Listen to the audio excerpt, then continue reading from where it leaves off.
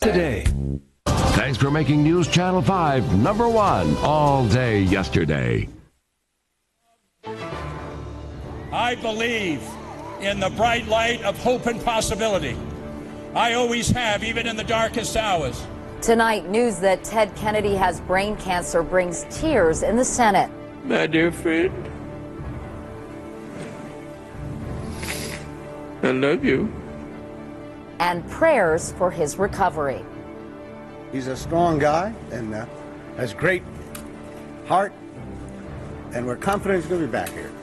I'm Katie Couric. We'll have the latest on the senator's condition, and we begin a special series on the war on cancer. Funding for this war is drying up just when it's needed most. And it's primary night again. Hillary Clinton is expected to take Kentucky, Barack Obama, Oregon.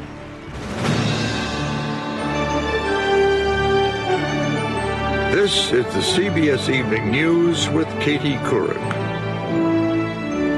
Good evening, everyone. He is known as the liberal lion of the Senate, a real fighter, and tonight Senator Edward Kennedy is fighting for his life. His doctors announced today that the last surviving Kennedy brother has a cancerous brain tumor. The senator's wife, Vicki, emailed friends with the news saying, "I have to be honest, we've been pitched a real curveball." But she went on to say, "This is only the first inning, and I want you to know that Teddy is in fighting form and ready to take this on." We have extensive coverage of this still developing story. First, Randall Pinkston in Boston. From the moment Senator Edward Kennedy was rushed to Massachusetts General Hospital after a seizure this past weekend, doctors have tried to determine the cause. Today, the physicians revealed the grim news. The preliminary results of a biopsy of the brain showed in the left parietal lobe a malignant glioma. Doctors say it's one of the most common types of tumors and often has a poor prognosis, life expectancy ranging from 1 to 5 years. In Washington, where the 76-year-old Kennedy has served more than 4 decades, the news shook his colleagues to the core on both sides of the aisle. Thank God for you, Ted. Thank God for you. Churchill once said, in the darkest days of the battle of Britain, never give in. He's a strong guy and has great heart, and we're confident he's going to be back here. The presidential candidates also reacted to the news of his illness. I might not be in the Senate had it not been for some of the battles he's fought in the past for voting rights and civil rights. We hope and pray that they will be able to treat it, and that he will experience a full recovery. He's a fighter. There isn't anybody like him. And back in his home state, voters are also in shock. I'm terrified for him. Yeah, terrified, absolutely terrified for him. Kennedy's family, his wife and 2 sons, visit every day. This photo, released this afternoon, shows a smiling senator with his family in the hospital. They have not spoken to reporters, but his wife Victoria released an upbeat statement. "Teddy is leading us all," she said, as usual, with his calm approach to getting the best information possible. "He's also making me crazy and making me laugh by pushing to race in the Fagawi this weekend." The Fagawi is a yacht race. Retired WBZ political reporter John Henning, who covered Kennedy for 40 years, says the reaction is typical Kennedy. I'm not surprised that they're upbeat. That's the way they do things. They circle the wagons and they face adversity head on and don't turn their back on it. They're fighters. Mrs. Kennedy says they have not yet decided on a course of treatment. They are seeking advice from several experts, trying to get the best advice they can find. Katie? Randall Pinkston in Boston tonight. Thank you. Dr. Michael Sisti is a neurosurgeon at Columbia University Medical Center here in New York. He specializes in the treatment of complex brain tumors. Dr. Sisti, I know you're not Senator Kennedy's doctor. We should state that right off. But what can you tell us about malignant gliomas? Well, these are the most common tumors that occur inside the brain and nowhere else in the body in patients of Senator Kennedy's age. Approximately 10,000 people a year in the United States are afflicted with this particular type of tumor. Now, we have a model of a brain here. Can you show us where Senator Kennedy's tumor is located and what part of the body that controls? Well, the brain is in 2 halves, a right and a left half. The parietal lobe is close to the top of the brain, near to the back. It involves cells that give sensation, feeling to the opposite side of the body, and language function. And it would be this region right over here. So it's a very sensitive area. Can Yes. these tumors be surgically removed? Some of them can be. If the tumor is close to the surface and reasonably small, it could be successfully removed. However, if the tumor is infiltrating deeply into the brain, then there could be risk to sensory function or movement, in which case surgery would probably be a bad idea. Pretty dangerous. Meanwhile, I know that he will be treated, according to his doctors, with chemotherapy and radiation. I thought the blood-brain barrier kept toxins away from the brain, and therefore chemotherapy wasn't that effective for brain tumors. It does. The brain creates a perfect, pristine environment for itself, and toxins like chemotherapy naturally would not get through. However, recent advances have led to the design of drugs that penetrate this barrier and get picked up by the tumor to a greater concentration than drugs before. What is the standard course of care? You don't know, but there is sort of a first-line treatment for this situation? Once the diagnosis has been established, then radiation therapy, along with an oral form of chemotherapy called Timidar, is what most patients would receive for this tumor. The drug is given by mouth. It has relatively few side effects.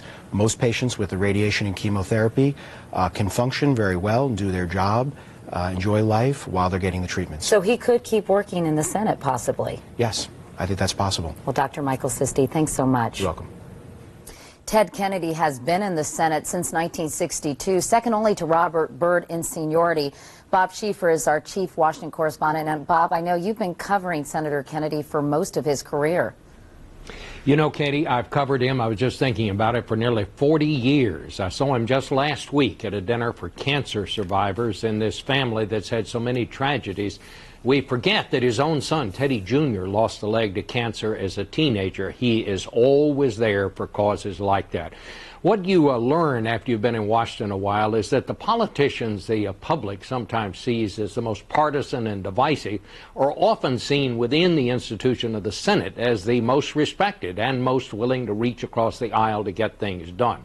No one, liberal, conservative, Republican, or Democrat, was more trusted by his colleagues or better at that than Ted Kennedy. He worked with conservative Republican Bob Dole on significant legislation to help the disabled. He worked with the even more conservative Orrin Hatch on legislation on children's health issues. And President Bush's education legislation would simply have gone nowhere without Ted Kennedy's help.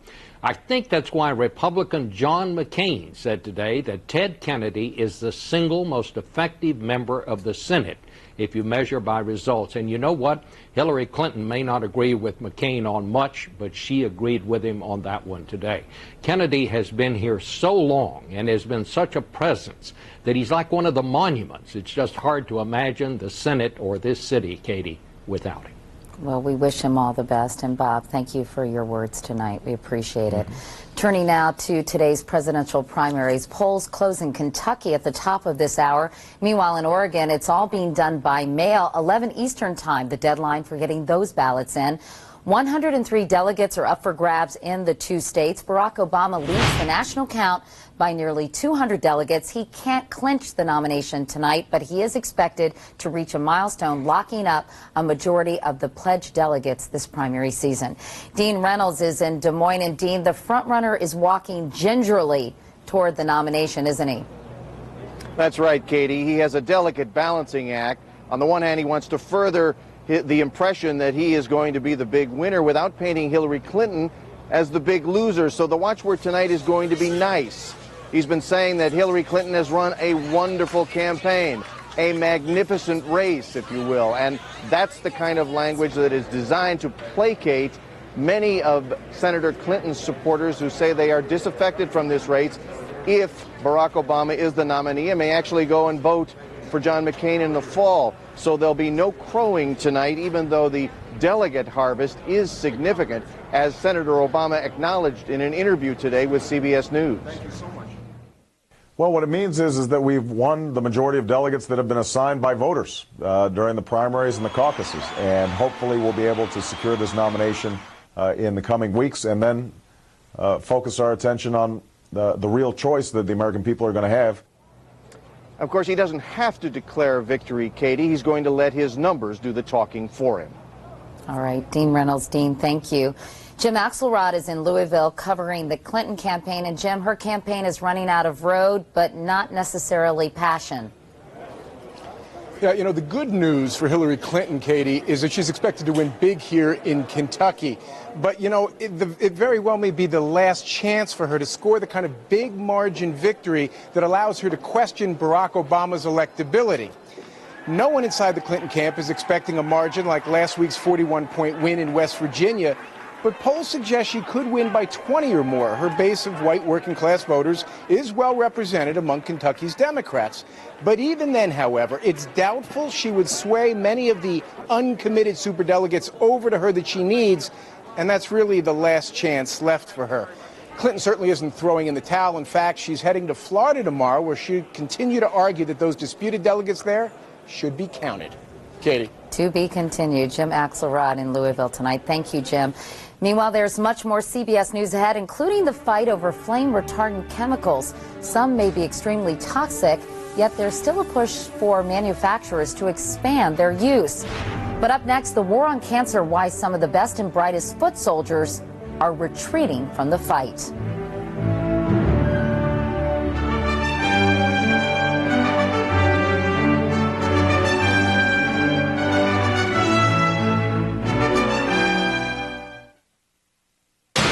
Enterprise, I'm at the repair shop, and I need to rent a car. At Enterprise, we'll arrange to pick you up free and get you on your way.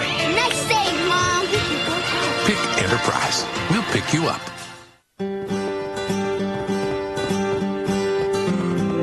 Try a bowl of Trail Mix Crunch cereal and start your day with the great taste of Trail Mix. It's sure to wake up the Trailblazer in you. The trail starts here. Nasal allergy symptoms like congestion can occur at any time, and it's hard to avoid the things that cause them.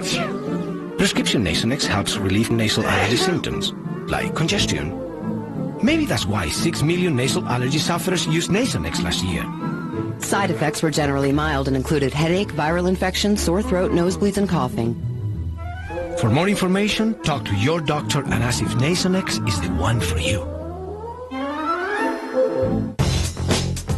It's time to jumpstart the geraniums and dial up the daisies.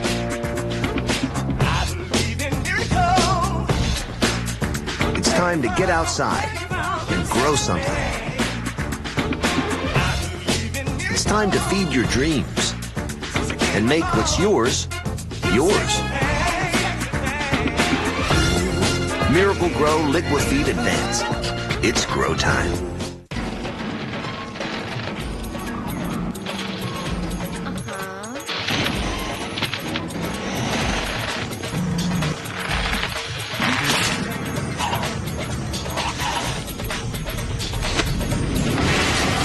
Force Flex trash bags are so strong, one bag is all you need to pick up the pieces from even your biggest disasters.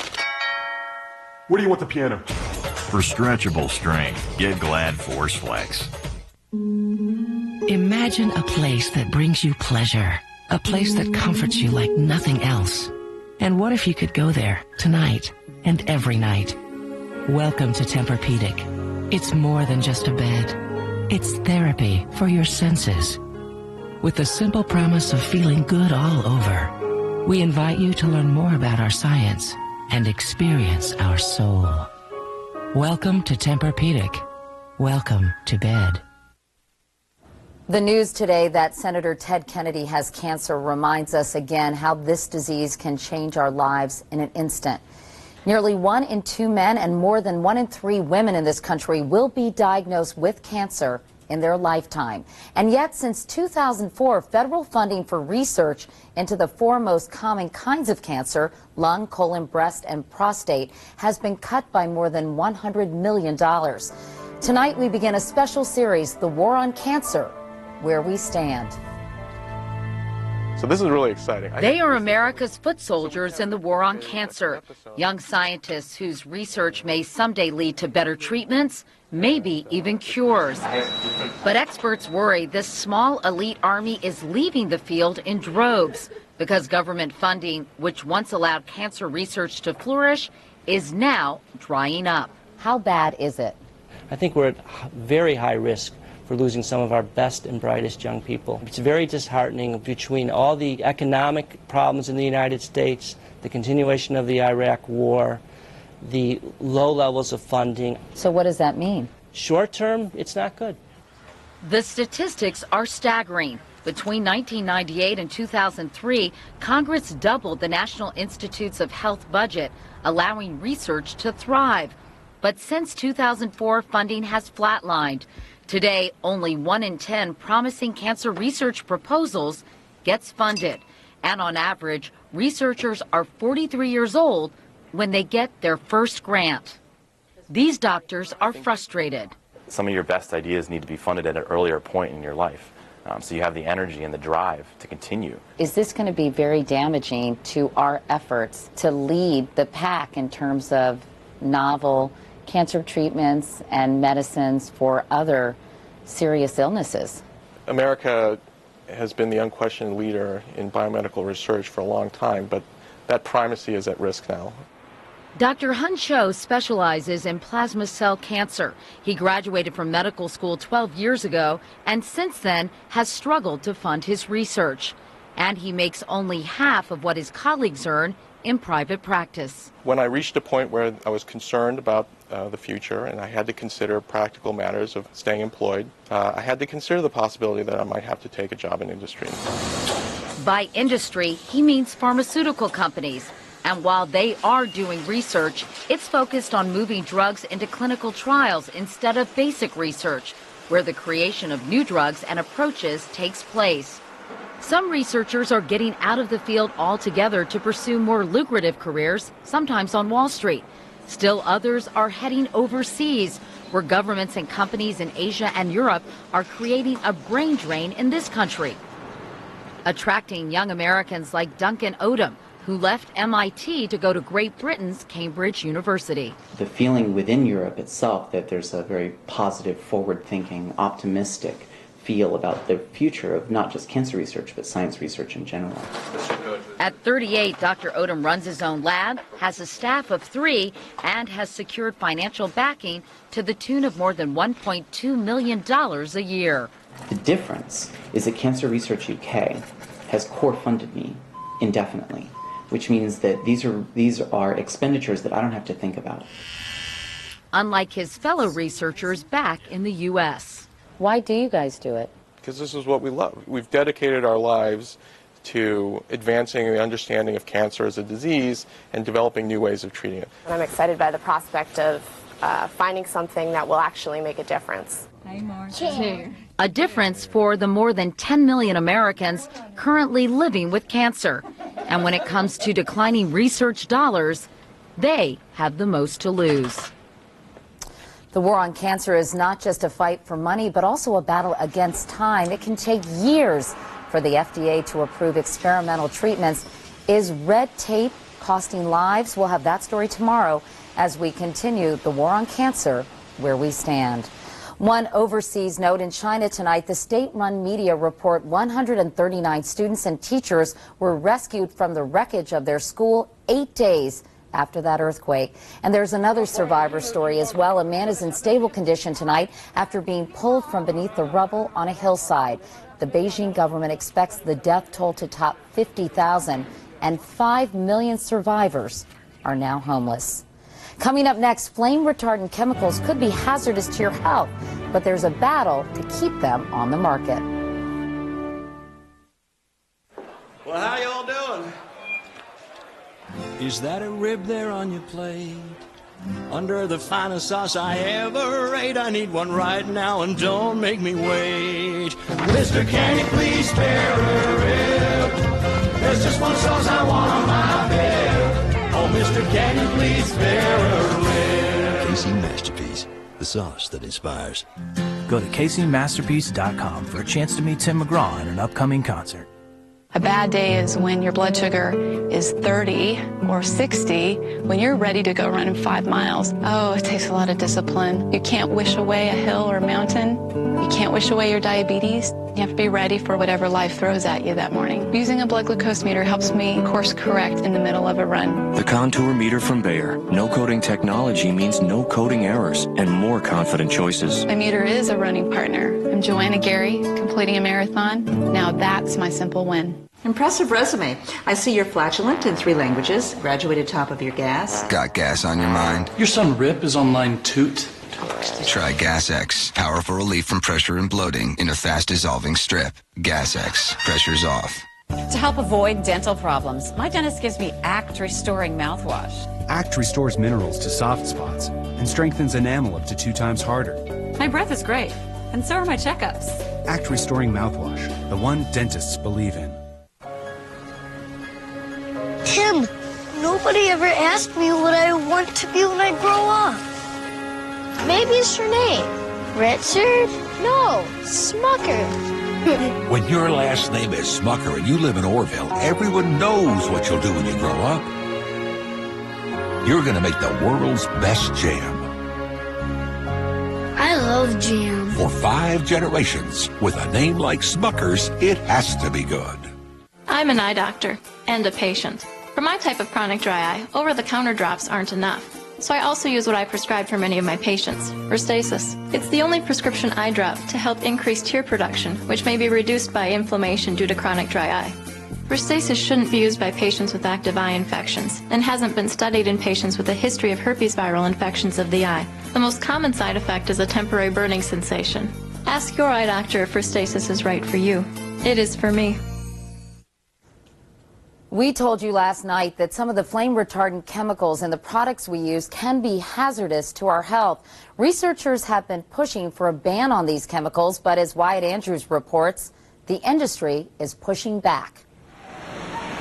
For the last 30 years, to slow down fires, manufacturers have infused millions of pounds of brominated flame retardant chemicals into upholstery, electronics, and children's products.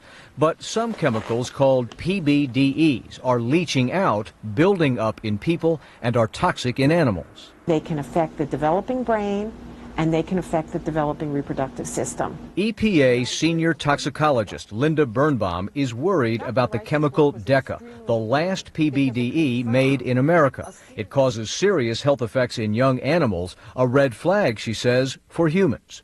I am very concerned for the human population. So far, 2 states, Maine and Washington, are phasing out DECA. 6 others, including California, are considering similar bans. Despite the growing concern over flame retardant chemicals, the industry, along with groups supported by industry, is lobbying to increase the use of chemicals in a wide range of consumer products.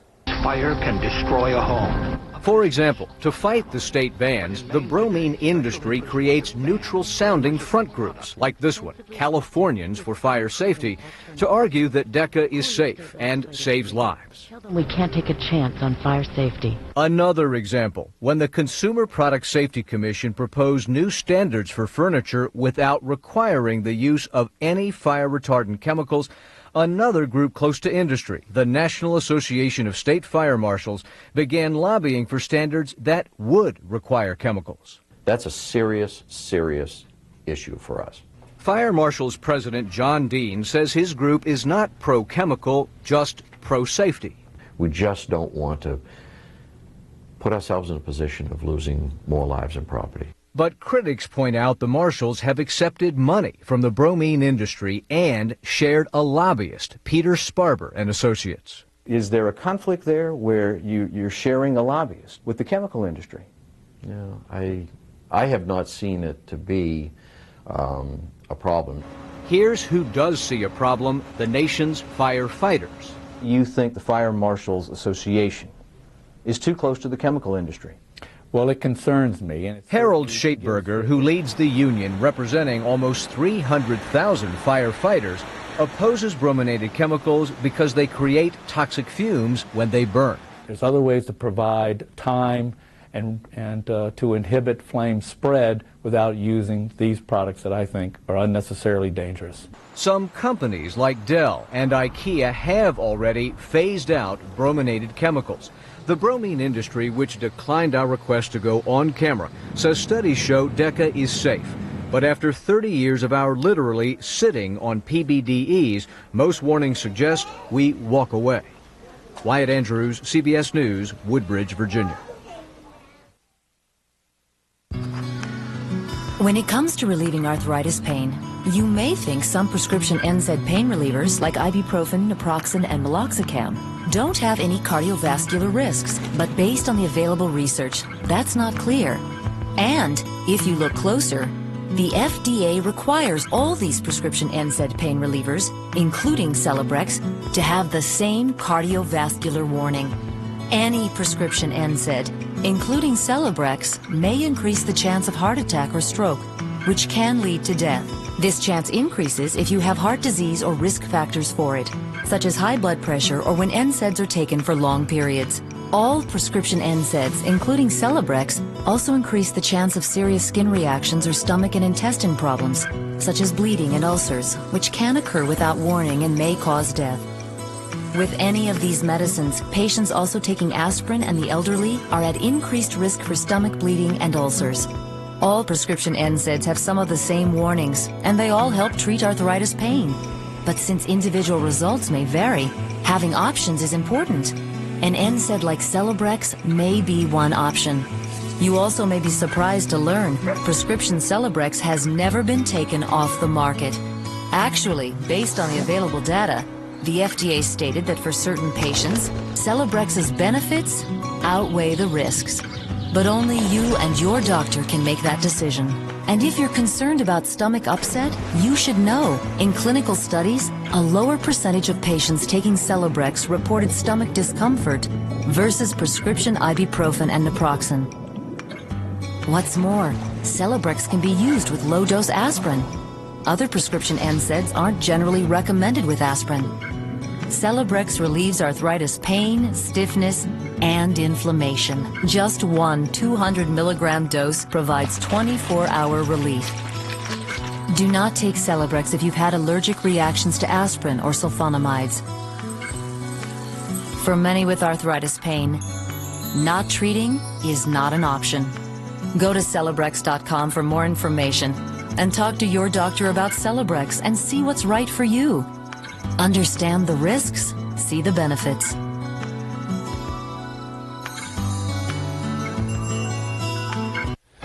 Well, it's a crisis affecting many soldiers returning from overseas. They suffer from depression but don't seek help. Some even take their own lives. One soldier's widow speaks out next.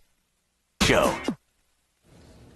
An update now on our top story. Senator Ted Kennedy is in Massachusetts General Hospital tonight battling cancer. His doctors revealed today that Kennedy, who is 76, has a malignant brain tumor. They are working now on a course of treatment. The senator, meanwhile, is vowing to beat the disease. And if there's any doubt that he is a fighter, we want to end tonight with one of his most famous speeches delivered at the end of his one and only run for president. For me, a few hours ago, this campaign came to an end. For all those whose cares have been our concern, the work goes on, the cause endures, the hope still lives, and the dream shall never die. Senator Edward Kennedy at the Democratic National Convention in 1980. All of us at CBS News send our thoughts to the senator and his family. I'm Kitty Couric. Thank you for watching. I'll see you tomorrow. Good night.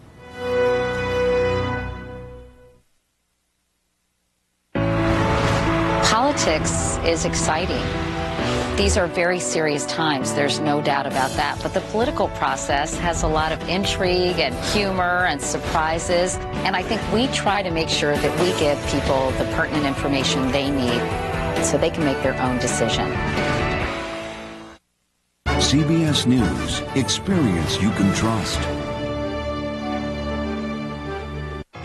A new Channel 5 investigation leads to a major shakeup for Metro's 911 center. A major health crisis is putting the men and women who serve our country in danger after they return home. I'm Nick Ferris, live in Dixon County, where a 16-year-old says she escaped two would-be kidnappers. She'll tell us how next.